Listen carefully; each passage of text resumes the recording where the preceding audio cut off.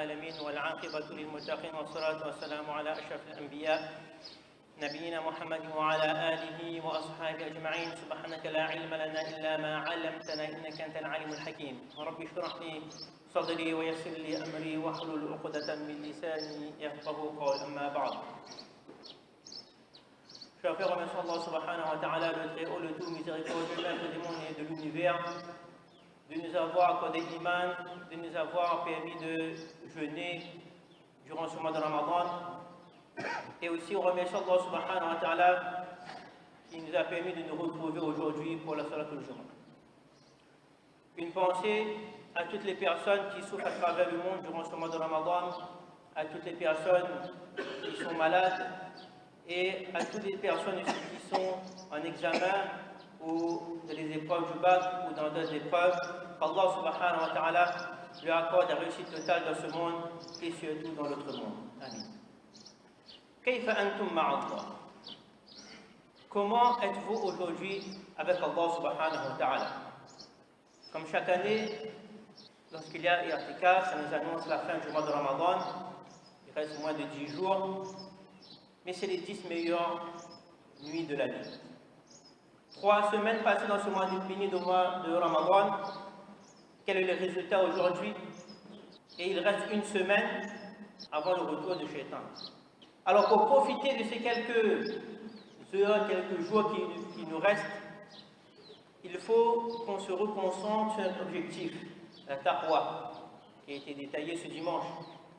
Car cette dernière décade, c'est peut-être la dernière de notre vie. Aujourd'hui, il y a 2 par la janaza. Allah subhanahu wa ta'ala lui accorde le pardon total, la maghfira, et qu'Allah subhanahu wa ta'ala lui accorde les jannatul firdaus. Mais demain, c'est peut-être notre jour aussi.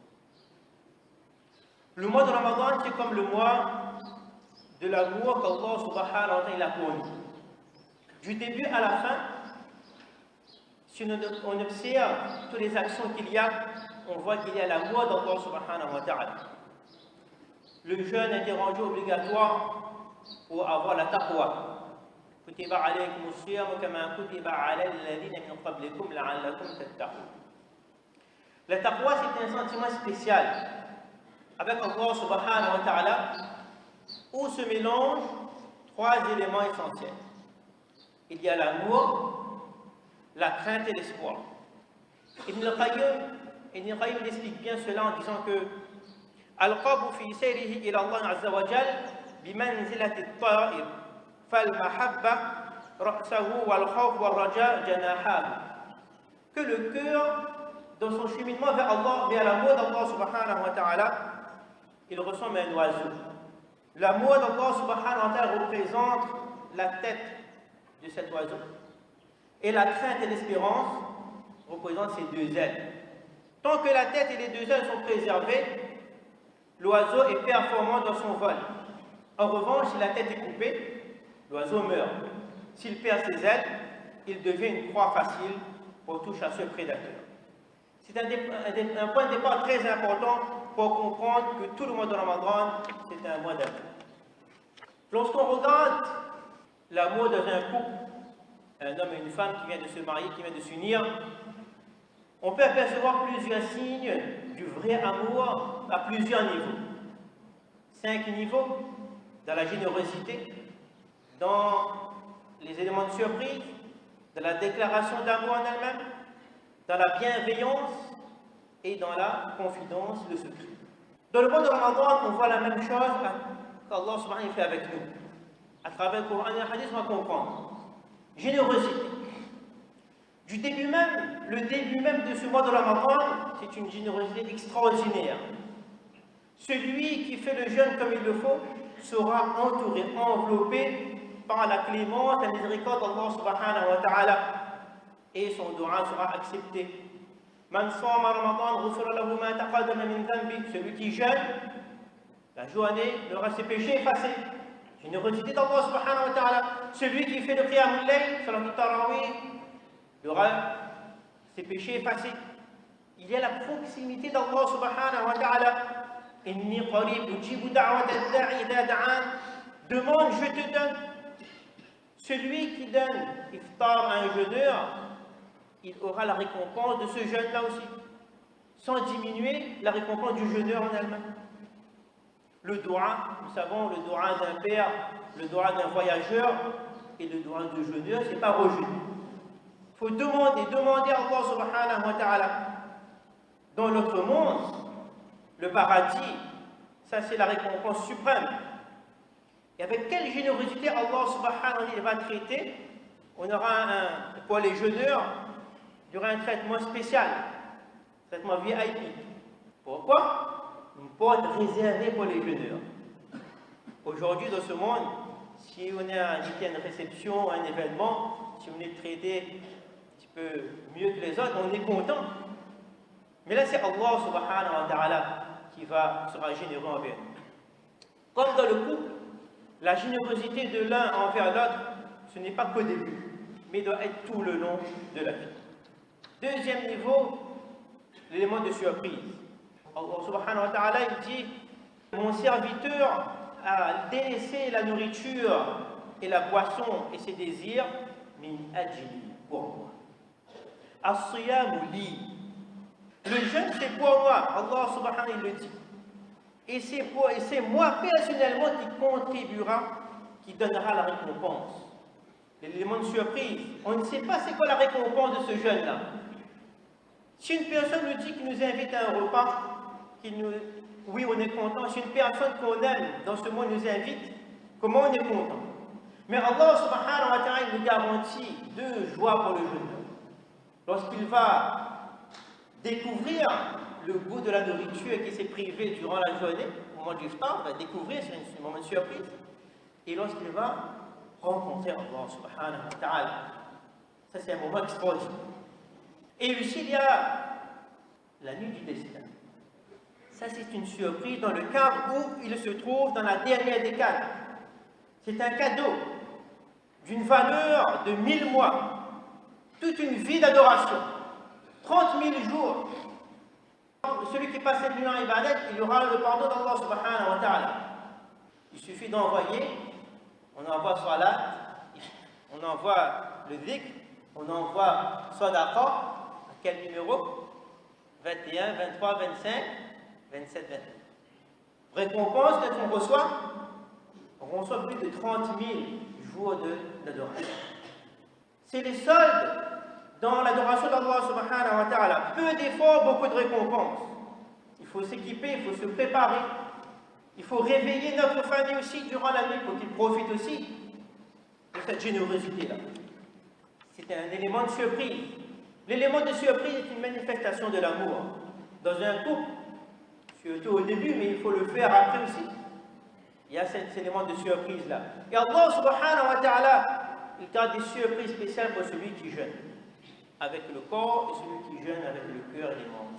Troisième niveau, déclaration d'amour. Même lorsqu'on entend pour la énième fois, lorsqu'on dit je t'aime, I love you, on aime bien. Et le prophète sallallahu alayhi wa sallam, qu'est-ce qu'il dit? Déclaration d'amour d'Allah subhanahu wa ta'ala. Il dit, il prête serment, Walladhi nafsi Muhammadan biyadi, par celui qui détient la vie de Muhammad entre ses mains.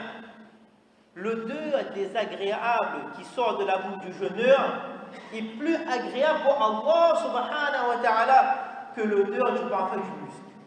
Ou bien on prend le meilleur parfum qu'il y a de ce monde. Ça c'est un amour profond ça. Parce que peut-être un mari ou une épouse, un matin, sera difficile pour lui de dire à son époux et à son mari que quelle bonne odeur qui dégage. Et ça, c'est l'amour d'Allah subhanahu wa ta'ala qui est là pour chacun de nous. C'est aussi singulier pour chacun d'entre nous, Allah subhanahu wa ta'ala. Quatrième niveau, la bienveillance, le pardon. Lorsqu'un couple vient de se marier, on passe sur tous les petits erreurs. Je demande aux frères de se rapprocher. En parenthèse, il est regrettable aujourd'hui que tous ces petits gestes, tous ces gestes importants pour la consolidation d'un couple se fassent dans le haram, avant le nikah. Parfois, on passe plusieurs mois. Certaines personnes passent 1 an, 2 ans ensemble. Mais pourquoi? Pour savoir si on est compatible. Jamais compatible 100%, on est tous différents. Mais le fait que toutes ces petites attentions particulières qui normalement devraient se faire dans le nikah, se fait bien avant, ceci emmène malheureusement le mécontentement et la colère d'Allah subhanahu wa ta'ala. Alors lorsqu'un couple vient de s'unir, tout est début, on se découvre, on prend des précautions pour ne pas froisser l'autre, pour faire des actions que l'autre aime. Exemple, quelques jours après le mariage, le mari décide de faire un gâteau pour son épouse, un gâteau qu'il aime bien. Dans le Ramadan, mais bon. Alors il ne sait pas trop cuisiner. Donc il va se renseigner, il va regarder des vidéos sur YouTube, il va lire le livre Meilleur pâtissier, il va demander à droite à gauche, 3 heures de recherche, il va faire essayer, à un moment donné il a réussi à faire un semblant de gâteau pour son épouse, lorsque son épouse voit que la forme ne ressemble pas trop, le goût peut-être laisse à désirer. Mais malgré cela, si on est début dans le couple, qu'est-ce qu'on va dire? Ben, Inch'Allah, c'est très bien. Tu as fourni au moins l'effort nécessaire. C'est ça l'amour, on va cacher les défauts des autres. On va avoir la bienveillance envers nous-mêmes. On va couvrir les erreurs des uns et des autres devant les personnes extérieures. Mais Allah subhanahu wa ta'ala, comment il est bienveillant envers nous-mêmes. Si quelqu'un, lorsqu'il est jeune, il a mangé ou bu par oubli.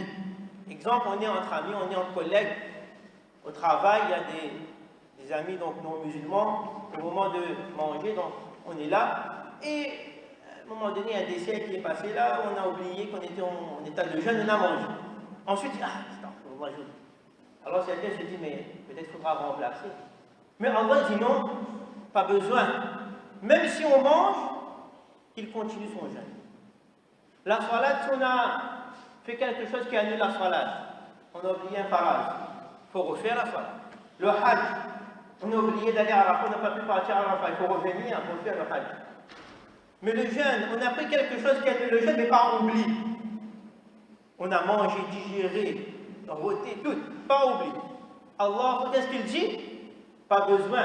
Il rajoute même à la fin du hadith. Le prophète qui dit c'est Allah subhanahu wa ta'ala qui lui a nourri. Laisse-le terminer ce jeûne quand c'est moi qui lui a donné. Quel amour Allah subhanahu wa ta'ala.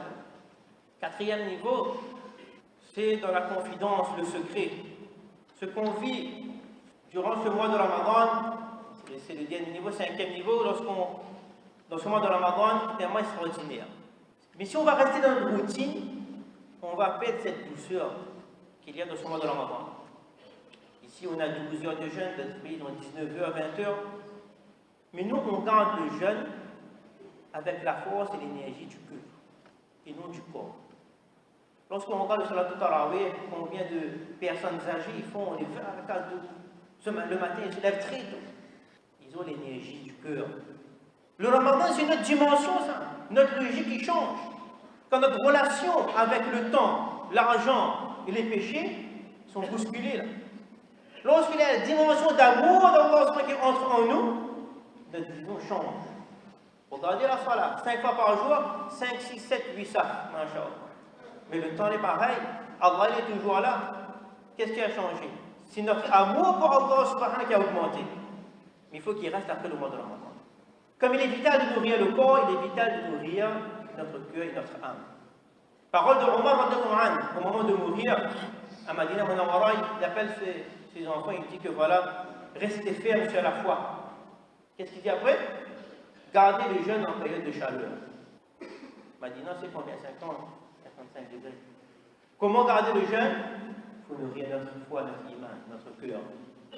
Nos actions, on les fait pour Allah subhanahu wa ta'ala. Il est important de corriger notre sincérité.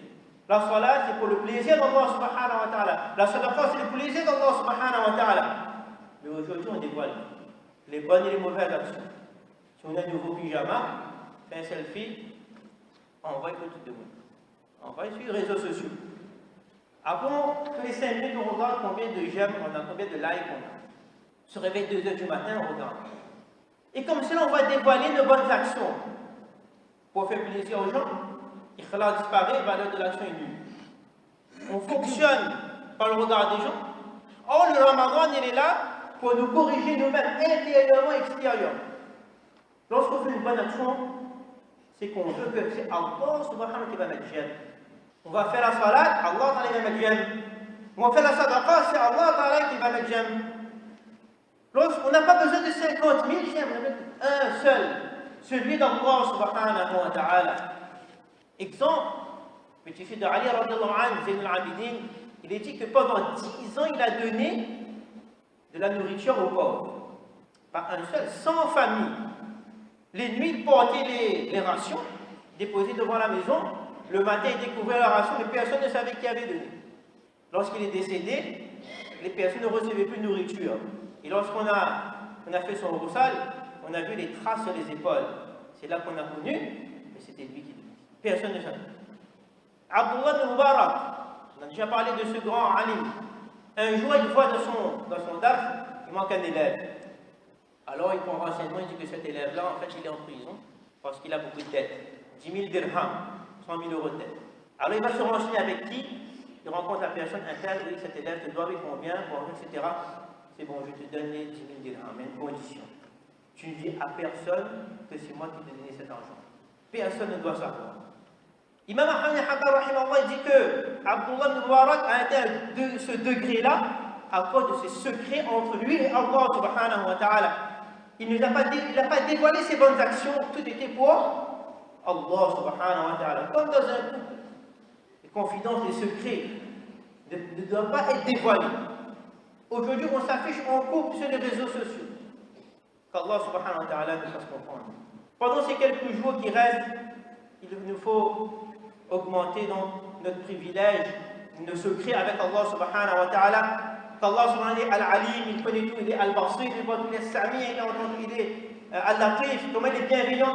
Il faut augmenter nos secrets avec Allah subhanahu wa ta'ala. Le jeûne, la récompense du jeûne, elle est cachée. C'est un secret en nous, Allah subhanahu wa ta'ala. Comme la nuit du destin, elle est cachée, c'est à nous de le trouver. Il faut qu'on parte à la chasse au trésor, ce trésor-là. Comment passer ces quelques nuits qui restent, quelques indications rapidement? Il ne faut pas qu'on ait un sentiment de désespoir, qu'Allah subhanahu ne va pas nous pardonner. Toujours positiver. Lire le tafsir de la sourate Al-Qadr. Ne pas attendre que le 27e arrive pour faire le maximum. Si ça a commencé depuis hier soir. Depuis hier soir, c'était les nuits impaires. Donc, à nous de profiter de ces nuits-là. De lire Allahumma innaka afuwwun tuhibbul afwa fa'fu anni. De préparer une liste d'invocation de dua. On prépare une liste d'invocation si on n'a pas l'habitude de faire dua. Et on demande tout ça à Allah subhanahu wa ta'ala. De réveiller notre famille pour qu'ils puissent en profiter. De se reposer un peu dans la journée pour pouvoir prier la nuit. De chercher un endroit où on est calme, qu'on n'est pas dérangé aussi pour faire cette adoration-là. D'alterner un peu de salat, un peu de dhikr, un peu de Coran, un peu de méditation, un peu de lecture, etc. Et la patience, c'est la clé. La patience, c'est la clé de ces 10 derniers jours. Ça ne va pas être facile, le paradis n'est pas gratuit.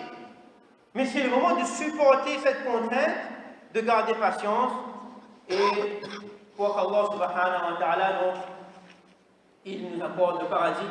Donc, à nous de décoder toutes ces expressions d'amour qu'Allah subhanahu wa ta'ala, donc, il nous envoie, il nous donne.